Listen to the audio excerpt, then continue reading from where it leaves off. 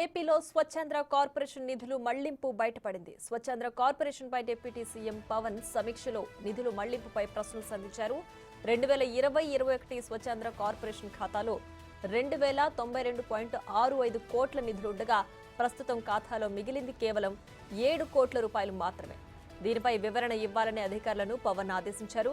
2022-23 ఆర్థిక సంవత్సరం ప్రారంభం నాటికి ఖాతాలో 3 కోట్ల రూపాయలు ఉన్నట్లు రికార్డులు చెబుతున్నాయి. దీన్ని బట్టే వైసీపీ పాలకులు నిధుల మళ్లింపు ఏ స్థాయిలో ఉందో అర్థమవుతోందని పవన్ వ్యాఖ్యానించారు. నిధులు ఎటు వెళ్లాయి, ఏం చేశారో సవివరంగా తేల్చాలని డిప్యూటీ సీఎం ఆదేశించారు.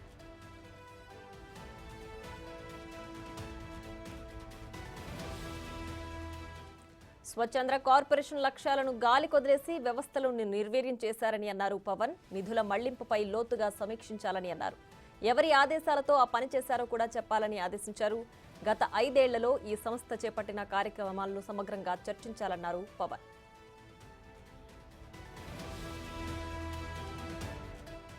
ఇక ఇదే అంశానికి సంబంధించి మరింత సమాచారం మా ప్రతినిధి శివ ఫోన్ లైన్ లో అందించడానికి సిద్ధంగా ఉన్నారు. శివ, చెప్పండి. అయితే నిధుల మళ్లింపుకి సంబంధించి డిప్యూటీ సీఎం పవన్ చాలా తీవ్ర స్థాయిలో స్పందిస్తున్నారు. దానికి సంబంధించిన నివేదికను కూడా ఆయన అడుగుతున్న పరిస్థితి ఉంది. దీనికి సంబంధించి పూర్తి డీటెయిల్స్ ఏంటి?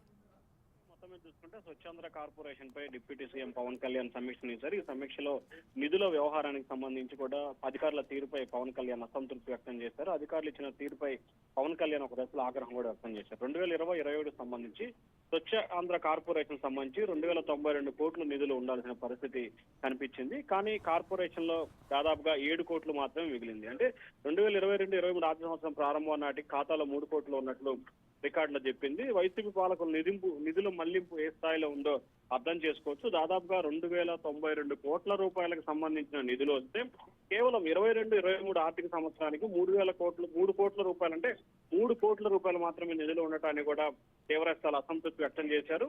స్వచ్ఛంద్ర కార్పొరేషన్ లక్ష్యాన్ని గాలికి వదిలేశారు, వ్యవస్థలను నిర్వీర్యం చేశారని చెప్పి పవన్ కళ్యాణ్ అసంతృప్తి వ్యక్తం చేశారు.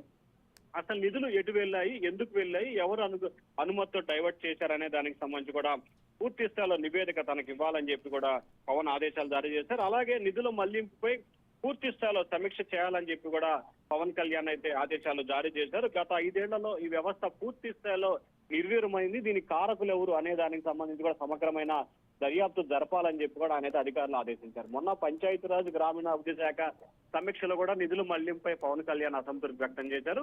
తాజాగా స్వచ్ఛాంధ్ర కార్పొరేషన్ సంబంధించి కూడా నిధుల మళ్లింపుపై పవన్ కళ్యాణ్ మరోసారి ఆగ్రహం అయితే వ్యక్తం చేశారు.